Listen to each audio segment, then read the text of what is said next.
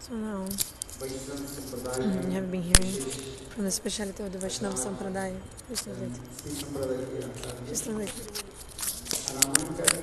So we are hearing about the lectures from Ramanujacharya and also his conceptions. We are hearing about it.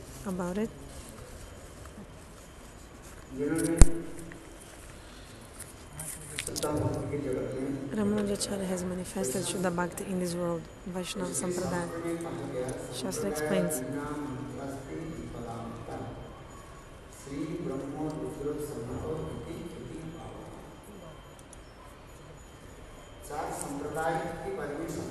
Shastra explains about the four Sampradayas, Shri Sampradaya, Pada Sampradaya, Rudra Sampradaya and Sanak Sampradaya. So we have to stay inside these four Sampradayas and take Diksha Mantra. And then if we do bhajan, take initiation in these four Sampradayas, we'll attain perfection in the bhajan, in the spiritual life. Ramanujacharya, he was a pure Vaishnava. You're hearing already? So his philosophy is called Vishista Advaita Vada, specialized monism. Vishista plus Advaita equals Vishista Advaita, specialized monism. What is the meaning of this philosophy? God has adjectives. God is like a noun with adjectives. Vishesha means noun. Visheshan, the adjectives. Gurnas, the qualities. The Advaitavadis, they say they don't accept the qualities of God. Like now we are hearing. How is God? How is Brahma? They say Nirakar, no shape, Nirvishesh, no activities, Niranjan. God has no form. Bhagavan has no qualities. How is he? Jyotirmaya Brahma, only effulgence. The Advaitavadis, those who follow philosophy of Shankaracharya, they say he's only light. That's it.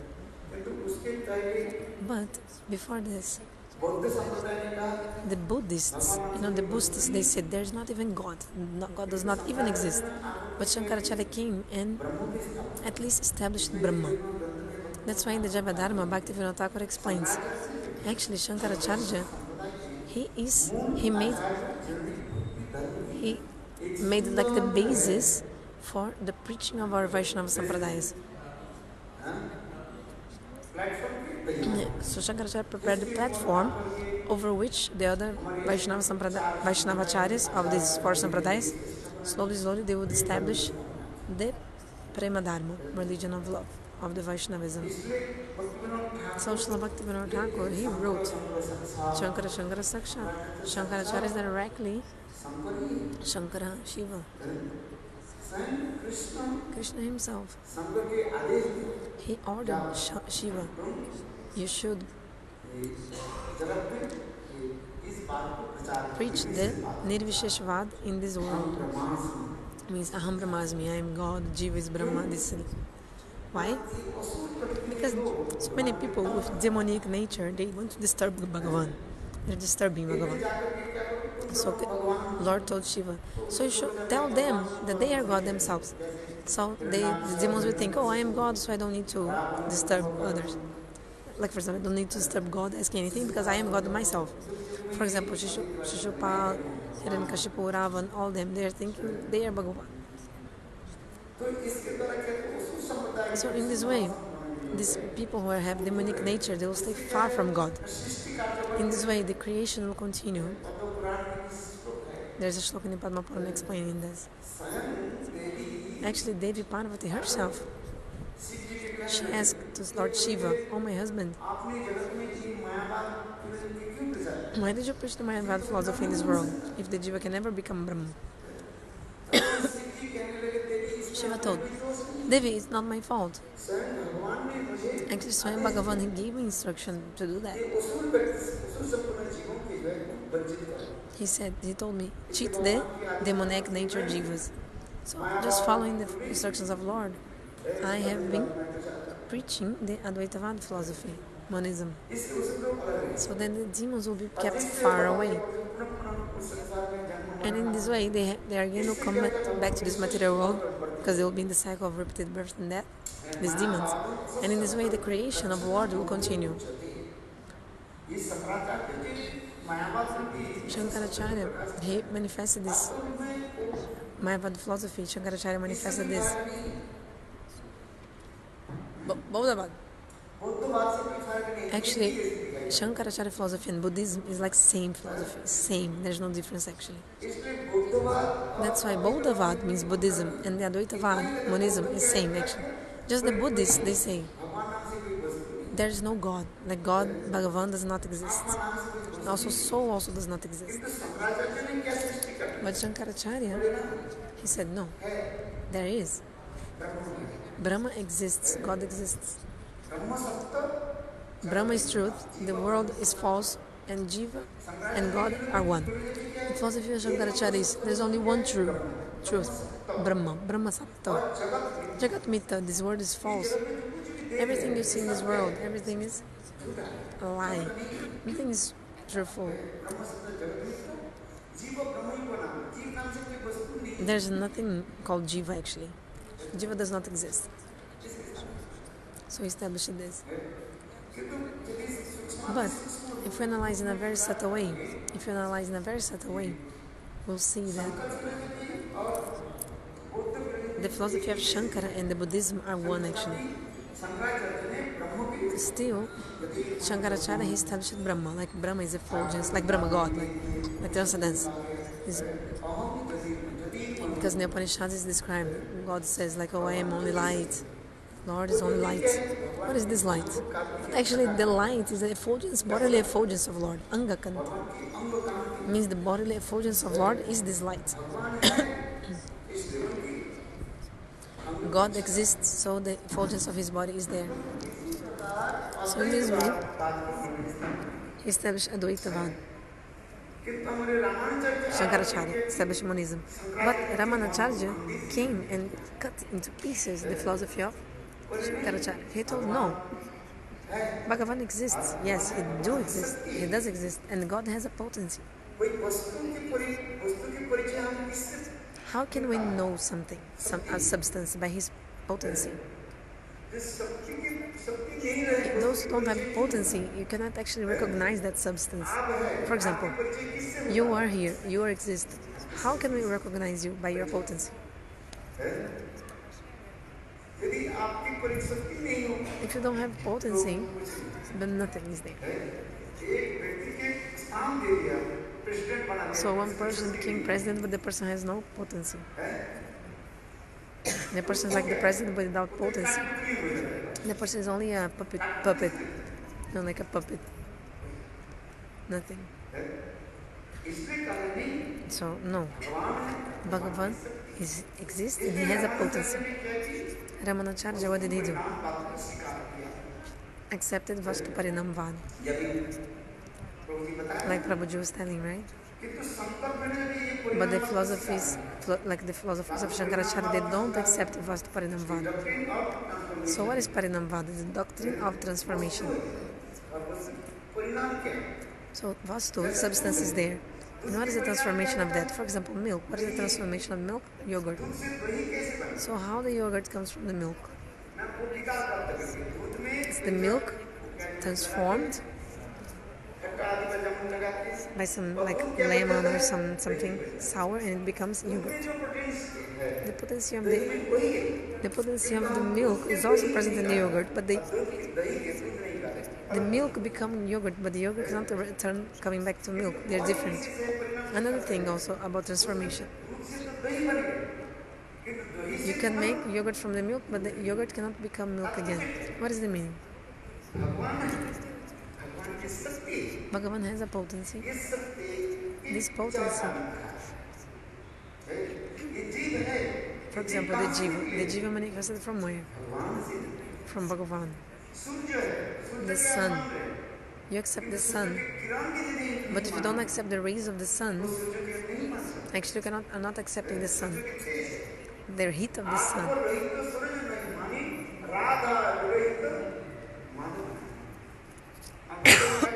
Bhaktivinoda Thakur explains. Ataparohita means you accept the sun, but you don't accept the sun rays or the heat of the sun. This is completely wrong Siddhanta. For example, you accept Brahma, but you don't accept the potency of Brahma. Who is doing this? The Advaitacharyas. Advaitavadis, monists.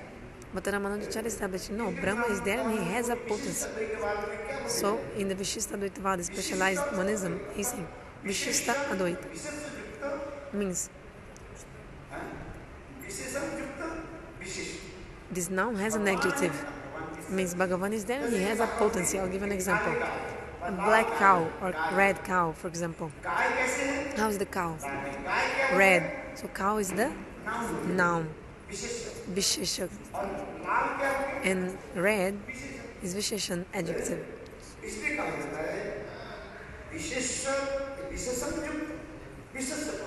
So the noun has an adjective.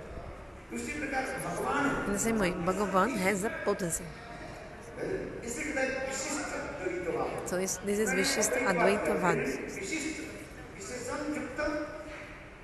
Specialized Brahma, like God has a potency. And because the main meaning of the word Brahma is Swayam Bhagavan. Brahma Shabda Mukh Artha ko hai Bhagavan. How is this Bhagavan? There's no one equal to him. What to speak of someone being higher than him?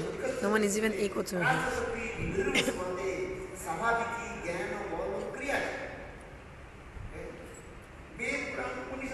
In the Vedas, Puranas and Upanishads, everywhere the evidence is given. Bhagavan has a potency. Especially three potencies. Our acharyas explain. Chit Shakti, Jiva Shakti and Maya Shakti. But Shankaracharya said, no. He said, no, there's no potency. But Shastra explains, Lord has a potency.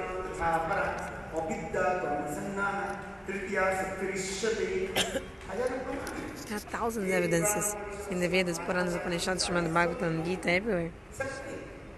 Potency. But the Advaitavadis don't accept it.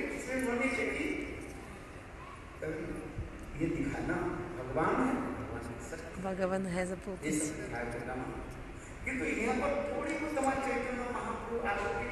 That Mahaprabhu came in the slight modification. All acharyas, Ramanacharya, Madhacharya, Nimbadita, and Vishnu Swami, the four of them, they accept the doctrine of transformation, Parinamvad. And they give emphasis in the Vastu Parinamvad. What is it? You create one thing from another thing. Like one thing transforms into another thing.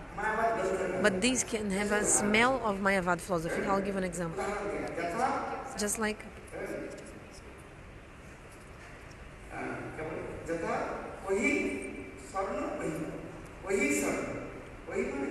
Ohi means two meanings. Ohi means snake. Ohi also means gold. So imagine a piece of gold. If you cut into pieces, melt it, you can create many kinds of ornaments with the same piece of gold. So prepare many ornaments.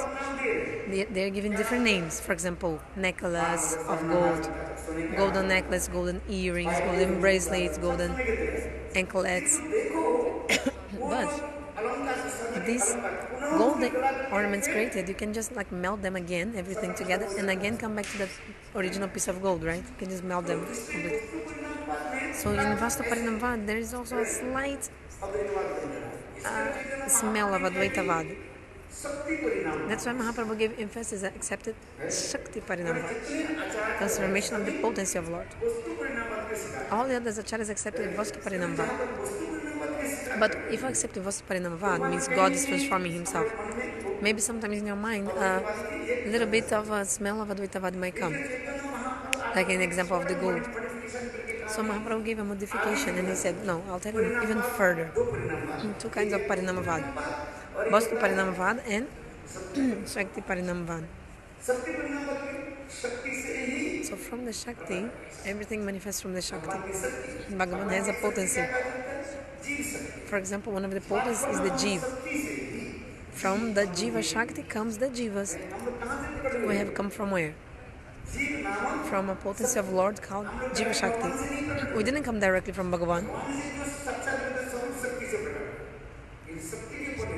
So the Swarupa Shakti, the Nitya Parikaras, they come from Swarupa Shakti. Like Radha Lalita, they are not Jiva Tata, they are different.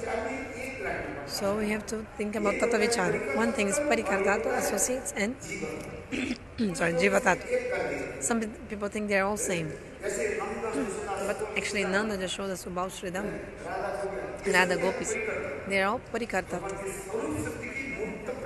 They are embodiments of the Swarupa Shakti of Bhagavan.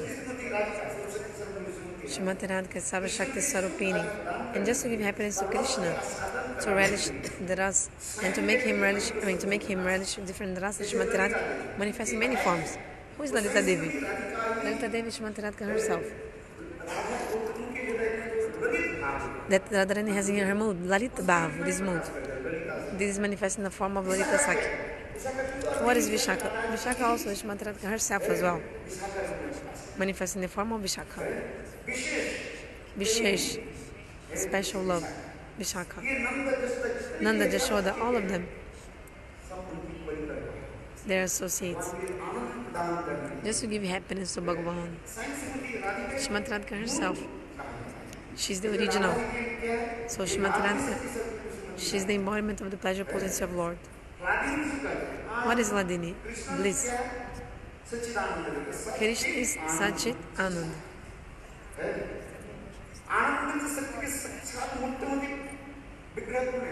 Who is the embodiment of this pleasure potency of Lord? Shrimati Radhika. She gives happiness to Krishna. That's why the name of Shrimati Radhika and this potency is called Hladini. Time is up. Okay. Hladini Ananda. So Ramanacharya Mahaprabhu modified what Ramanacharya told, like spoke further and spoke about Shakti Parinamavad, because in Vastu Parinamavad sometimes the smell of Mayavad will be there. That's why Mahaprabhu established Shakti Parinamavad, and Shakti is prominent. Actually, there's no difference between Shakti and Shaktiman. The potency and the possessor of the potency, but still the Shakti is very special. It's a very special role. So our previous acharyas, they explain all these in details. When Mahaprabhu was discussing with Sarvamata Acharya and Prakashana Saraswati, they were speaking about this. So Mahaprabhu was cutting the Mayavad philosophy. Because if you accept Parinamavad, it looks like God is transforming. But Shastra explains God is never changing. Abhikari. What Mahaprabhu said. The thing is, this is the point. The potency is changed, not God himself. For example, Sparshamani, touchstone. Touchstone doesn't change himself. When touchstone touches the iron, makes the iron become gold. But the touchstone itself doesn't become gold. So in the same way, Brahma. So Brahma remains abhikari, not changeable, not transforming. But still he creates because of the potencies. There's all this Tata Siddhanta. And there are also more modifications. Madhacharya modified more. Madhacharya accepted 5 Vedas, 5 differences, Panchabhed. Ishvara Jiva Bhed, Jiva Ishvara Bhed, Jiva Jiva Bhed, Jiva Jara Bhed, Jara Ishvara Bhed. 5 differences. Bhedva, dualism, difference. That's why Mahaprabhu accepted the Madhva Sampradaya. Why? Because of this. Because it's very clear, the dualism. Brahma, God is one thing, Jiva is another thing. They're different. They're different. The difference is more important. It's prominent. In this world also there is difference, man and woman, isn't it? Jiva is in the mode of goodness, some in the mode of ignorance. Not everyone is the same mode of goodness. Some people are in the mode of sweetness, or sorry, sweetness, goodness. So even in the conditioned soul, there is difference between the people, isn't it? In the spiritual world, also, some people are serving dasaras, some in sakaras, some serving matsaleras, some serving madureras. Veda is always, the differences are always there. Madhacharya shows this, and it's very important conceptions that he shows. Mahatapurna. Another point. He also saw, Madhacharya in his Sampradaya, he also gave some emphasis in some ras, vichar, of Gopi Bhav. For example, in all his temples, four sannyasis were staying there, and they were worshipping with Gopi Mantra in the Madhvacharya Sampradaya. You can serve Bhagavan in the highest way. How? In the Gopi Bhav.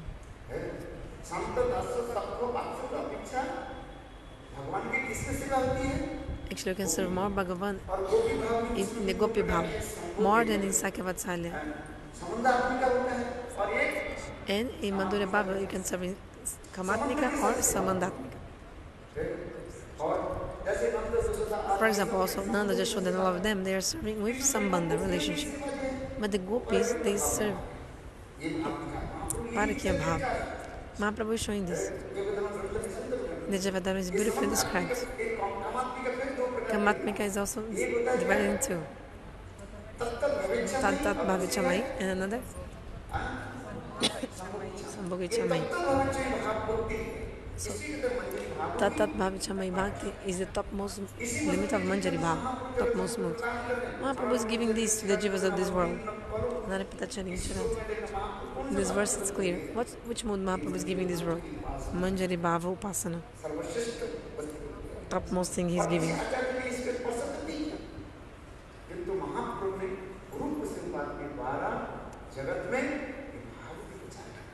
So Rupa Goswami preached this in this world. The acharyas had given other things before, but this Tatat Bhavchamai, the highest mood that Mahaprabhu is giving, this is only Mahaprabhu is giving. So Rasa Upasana, also two kinds of Upasana worship. My tongue doesn't want to stop speaking, my tongue. Mantra-maya Upasana and another Swarasiki Upasana. Beautiful conceptions are there. Mahaprabhu saw that in the Madhva Sampradaya they have Rasa Upasana in the Gopi Bhava, and also in Tattva they are very strong in the dualism. You see, also Madhvacharya established this Gopal deity of churning the yogurt. With it, from a big piece of tilak, he got this deity. When they broke the piece of tilak, there was this Krishna holding a churning stick.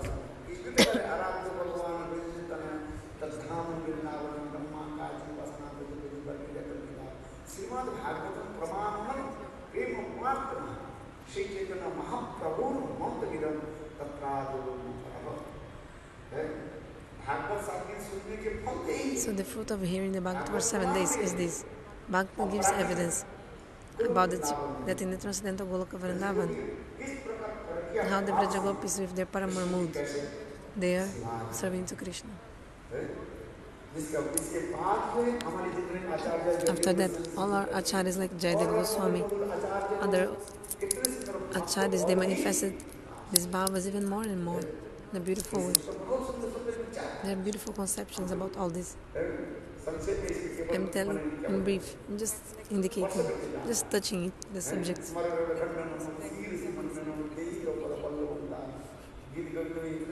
Gita Govinda is so beautiful. And 2 fingers higher than this is Prabodhana Saraswati in his verses.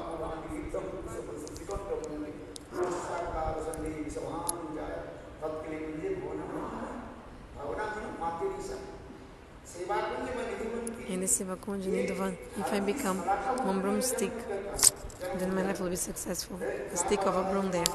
Vashmatirat Kizingman. And the Supreme Lord Shri Krishna is coming to her and apologizing and falling at her feet. These all moods are coming from Chaitanya Mahaprabhu. Beautiful kathas. Later, different times we'll speak more. Jai Sri Ram.